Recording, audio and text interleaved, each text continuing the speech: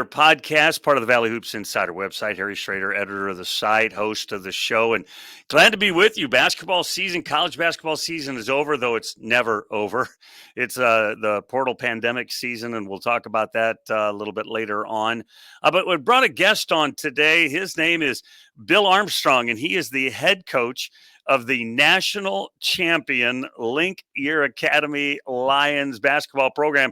Won the Geico Nationals after the team came in second a year ago, win it this year. And Bill, first of all, just thanks for joining us and being a part of this. It's got to be fun to be the national champion. Harry, thanks for having me. Yeah, that has a nice little ring to it when you say it that way. It's been a lot of fun. It was a lot of fun working towards it with this group of guys that we have. Each and every day was just a pleasure to go to work, and that's not always the case. When I've had good teams that I didn't love to go to practice and coach them, but in the games they ended up being good players. But this team was just a joy to work with every single day, and they put in the time and the commitment to getting it done. And then they played great last week or a couple weeks ago to be able to be called national champions.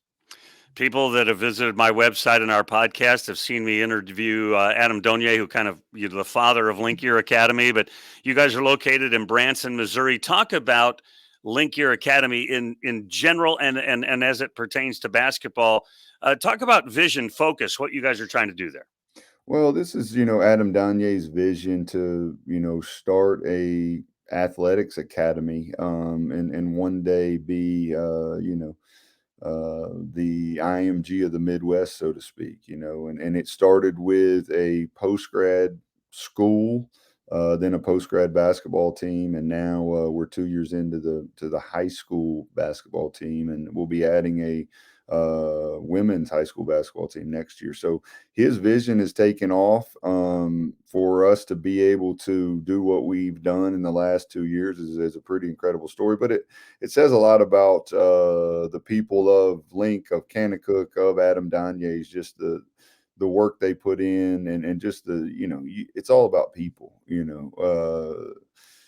Administrations really win championships, and the commitment and the work that they do behind the scenes that nobody sees to give us the opportunity to recruit the kind of kids that we've been able to recruit, and then be able to put the guys on the floor to get the wins that we need. But last year they laid the foundation with Coach Perry going 34-2, and that's an amazing story within itself. And in year one to make it to the Geico National Championship game and go 34-2, and then we were able to build off that. Because of that, people knew about Link Academy. Great players knew about Link Academy. And wanted to come here, and so it allowed us to recruit the caliber player that we needed to be able to make another run at it. And this group was able to go play really, really well and find a way to get it done. Talk to me about where those players come from. Like you said, people now are aware and maybe even looking for you, but how do you guys go out and, I don't know, recruit elite level players? I remember maybe it was last year, 2 years ago, two of the better players here in St. Louis from Chaminade High School. They were going to have a great basketball team, and then oops, they went to Link, Right. and we're a part of that. And so talk about just that process, the finding the players, not just great players, but the right kind of players. Yeah, and that's exactly right. You got to put together a team. You got to put together a group of guys that we have a certain culture here at Link Academy that we're going to stick to, abide by, and so you got to recruit the right kind of guys, and obviously they got to have some talent on the basketball floor. And they've come from all over. We got guys from Texas, we got guy from Alabama, we have a kid, Cam Carr, from Springfield right down the road, and Elliot Cadeau's from New Jersey and Arkansas and Ohio, and we've got them from all over the country. And the model of high school basketball is going more and more that way, kind of towards the European model, where the best of the best are all going to be looking to play at a prep boarding school type high school now, because of the exposure they've been given through Geico, ESPN, and the playing a national schedule. It prepares them not in only basketball, but more so, to me, just prepares them for the lifestyle they're going to have to lead once they get to college. Meaning, it's really like a job, to be honest with you, Harry, and it's a Mm. commitment to do that. And they get up in the morning. Our guys get up in the morning, lift weight or eat breakfast as a team, lift weights. We practice from 10 to 12, then they go to lunch and they have class and they're back in the gym. So it's a 12-hour a day job for them when you include the classwork that they have to do. So that's how college is. And so that's what it prepares them for the most. And I think that model is going to become more and more prevalent, especially with the top tier player as we continue to move forward. I've been down there. I've seen the facility. It's spectacular, and yeah, watching the guys lift and work out. I've been down there a time, or maybe just one time, and watched practice a little bit a couple years ago, and noticed how they.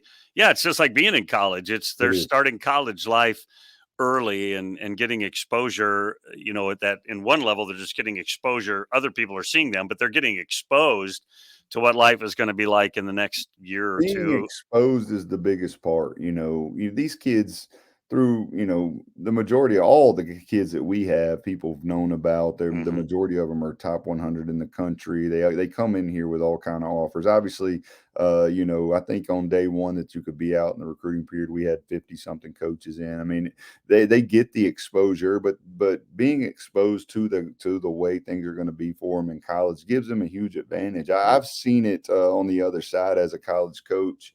When you have kids come in from a traditional high school and they get there in June and you give them their schedule and they don't understand. Like, what do you mean I got to go to weights and then I got to eat and then I got to come back and watch film and then it just, their mind is blown. They're lucky to be able to find their dorm at night. Whereas these kids that come here to Link, they've been there and done that. They've had to do things on their own and wash their own laundry and find the dining hall 3 times a day and still practice, and then all the things that you have to do in college. And so they're used to it. They're not really coming in there as freshmen, and that's a huge advantage for them because when June 1 hits, all these teams are getting after it now. The rules have changed to where you can really get stuff in the summertime, so Right. there's no wasting time. And those traditional high school freshmen are behind the game a little bit because they're just so overwhelmed by all the other things that go along with college, whereas kids coming from Link Academy are not. How did you get connected with Link? You had a college coaching career, and then Coach Perry was there last year. They finished second at the Nationals, and then he gets a job at Kansas State. How did Adam lasso you in? Well, I was blessed to have this opportunity. And I thank Adam and Joe and all the people of Lincoln Kanakuk that have given me this opportunity every day. It just I was in the SEC for 16 years, at Ole Miss for 11, and then LSU for 5, and then was let go at LSU. And Coach Perry took the Kansas State job. Well, I had recruited. We'd actually signed early Julian Phillips at LSU off the team from last year.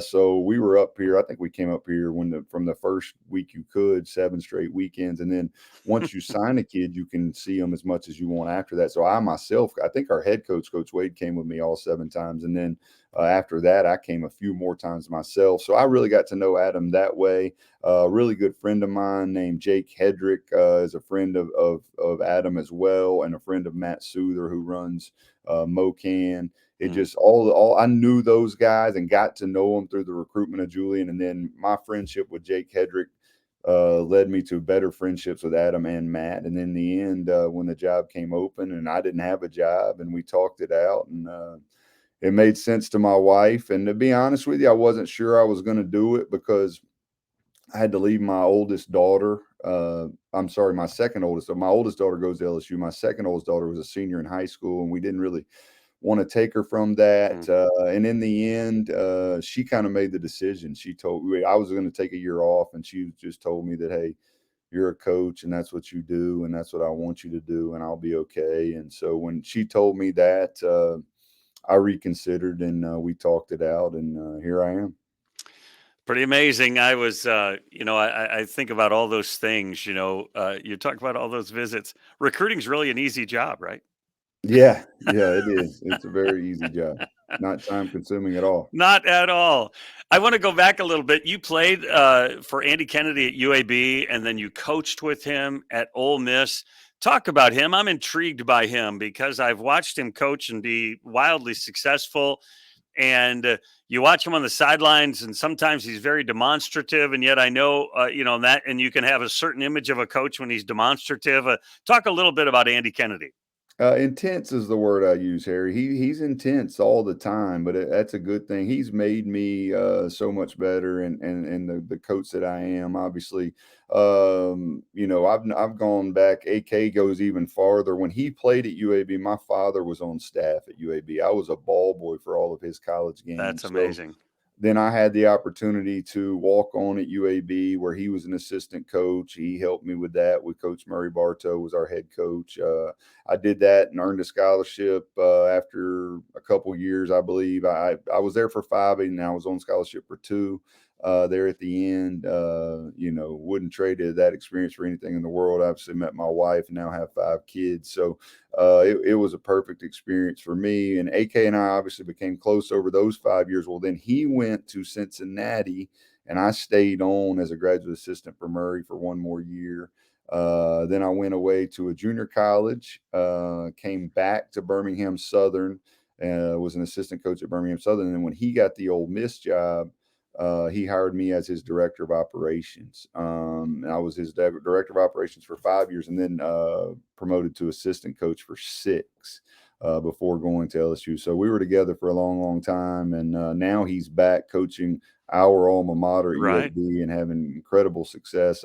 Saw something the other day. He won 78 games in his 3 years there, which is like top 5 in the country as it pertains to wins in the last 3 years. So he's had great success and will have continued success. And, I learned a lot from him. I've been fortunate enough to work for, many great coaches, starting with the Bartows playing for Coach Murray, and then learning under Ryan Cross who's now ironically assistant for AK at UAB, gave me my first real assistant spot at a Chipola Junior College, and then worked under Dwayne Reboll, who's legendary, 2 national titles in the NAIA level, and for 3 years, and then obviously was with AK and then Will Wade. So I've had the good fortune of learning under a lot of great coaches who have taught me a lot about the game of basketball and recruiting good players and everything in between. You say that every basketball coach I talk to, it's all this whole game is about relationship, isn't it? It's about It is. relationship with people, your players, and so forth. But relationships got to be right at the center of all of it. And if doing those things well and being related to the right people is huge. For sure, and to me, that's life. Harry, you got to. It's about relationships, and it's about people, and then living your life for other people. Those are to me the only people that are truly happy. And if you're not living for your life for other people, it's hard to be happy. But yeah, I mean, in anything in life, you need other people's help, and you got to have relationships to get things done. And the more and better relationships you have in recruiting, the better the outcome will be. Talking about relationship, what was your relationship like with Marshall Henderson at Ole Miss when he was the talk of college basketball during one March Madness season and kind of flamboyant and playing off the fans? Talk about that season and Marshall.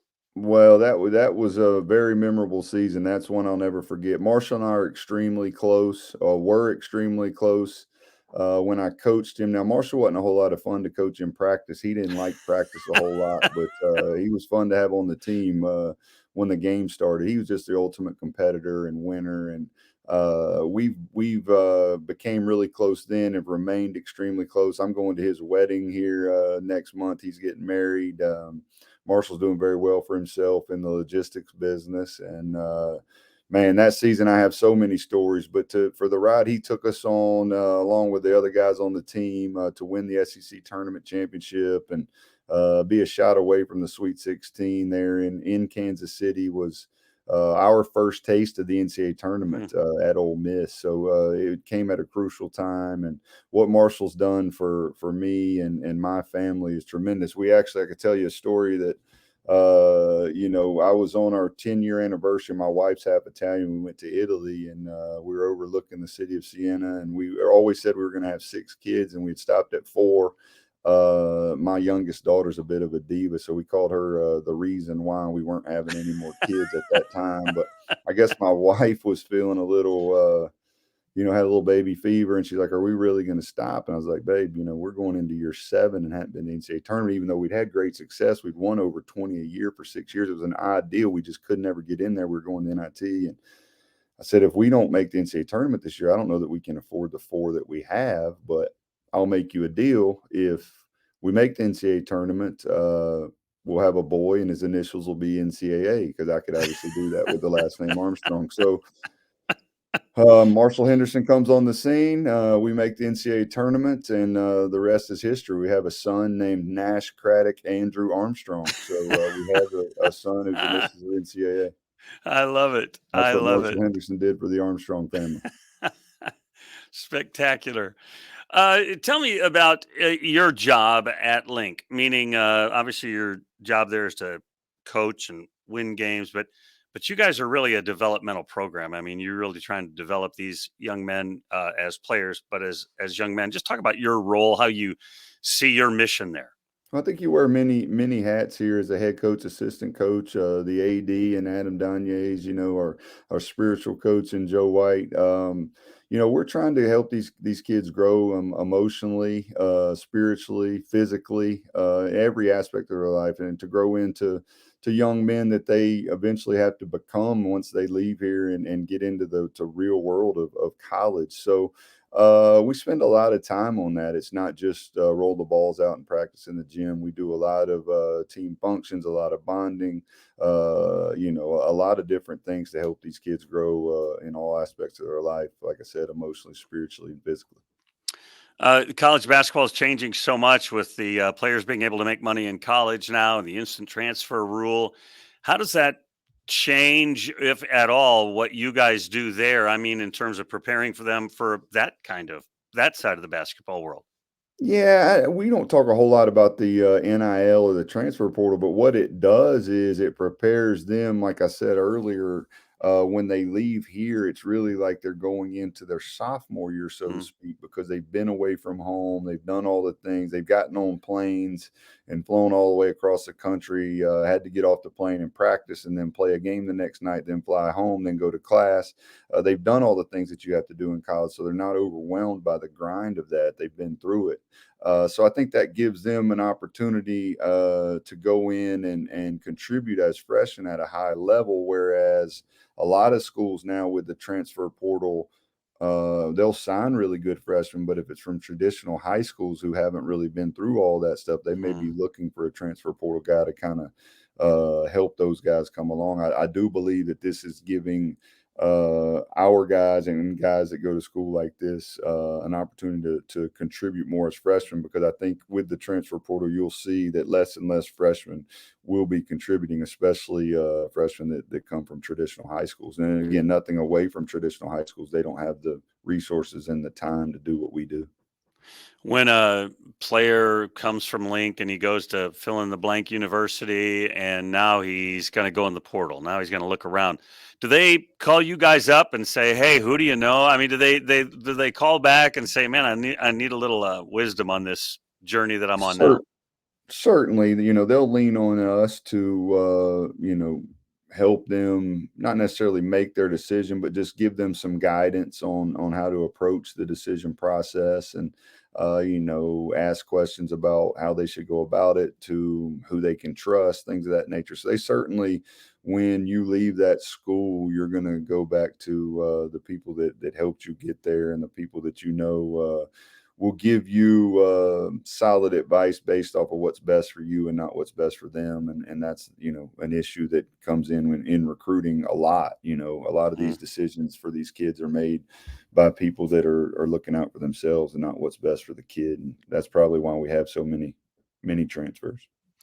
So you have elite players, all kinds of talented players. I remember talking to Adam one day. It was in the fall, and this was maybe 2 seasons ago, and he says, "Well, 15 of our guys have Division 1 offers already." I'm like, "You haven't even played yet. Like what, Right. And so for those people out there that want to, like, well, who are some of your guys that are going certain places this year? Can you just list off a handful of your Yeah. guys that they're going to be playing at certain universities. Definitely. We have 6 seniors that all signed early. Ryan Forrest is going to Memphis. Cam Carr and Cade Phillips are going to Tennessee. Corey Chest is going to LSU. Jacob Cole is going to Oklahoma. And then Jacoby Walter, our McDonald's All-American, is going to Baylor. And then we also have our starting point guard, Elliot Cadeau, has committed already to North Carolina. And then we just recently, a couple weeks ago, got a big man in who will play for us next year. He wasn't able to play for us this year, but will play next year. 6'10", James Brown is a top 40 player in the country, also committed to North Carolina. Listen, I'm a Missouri Valley and Ohio Valley guy. I need players. Can help my brother out. I'm trying to get Yep, I'm trying to get no my doubt two about leagues it. boosted up there. Yeah, well, we'll try to help you maybe through that transfer portal you talked about, Harry. So as you guys, I want to go back to this idea of the players ending up there and being with you guys.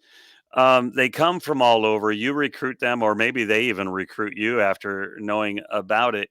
Obviously, it's not free to go there. Are the players that come there? What I mean is, it's a private institution. So the players there, do they pay, or their scholarships? How does it work?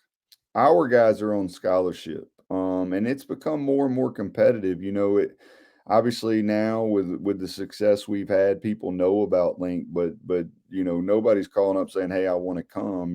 We hear, "Hey, so and so's talking about going to prep school," and then it becomes a recruiting battle for those guys, and becomes about relationships and who do you know, and fit and things of that nature that go into recruiting. But this has become a competitive space, just like college basketball. I mean, you saw a couple weeks ago, all 3 games are on ESPN, 8 Hmm. great teams battling it out, and we were fortunate enough to win it. But, everybody's vying for those players and trying to win those national championships to get the exposure to their school. So, it's a competitive recruiting process. Years ago, it was Mouth of Wilson in Virginia and Hargrave That's Military, and right. you mentioned the IMGs, and you guys just showed up and kind of not took over, but you've just jumped right in the middle of that national conversation. It's practically just shocking what Link has been able to do in such a short period of time. It really is, and that just again goes back to Adam's vision and the infrastructure that we have here with the Camp Kanakuk, that we can house these kids, and the housing and the food and everything is top of the line, so it allows us to recruit really good players. And in the end, Harry, it's about those kids and those players and how hard they work. I'm just here to kind of give them some guidance, but you got to have great players to have the kind of team that we had, and we had great players. Bill Armstrong, he's the coach of the national champion Link Year Academy Lions. I think you're on Twitter at Coach A15. Are you an active Yes, sir. Twitter guy? I'll retweet some. I don't tweet a whole lot of my own thoughts. I don't know that anybody wants to hear that, but I'll tweet stuff about our guys and about our team. I use Twitter a lot, probably more for information than anything else, which I don't know if that's a good thing either, Harry.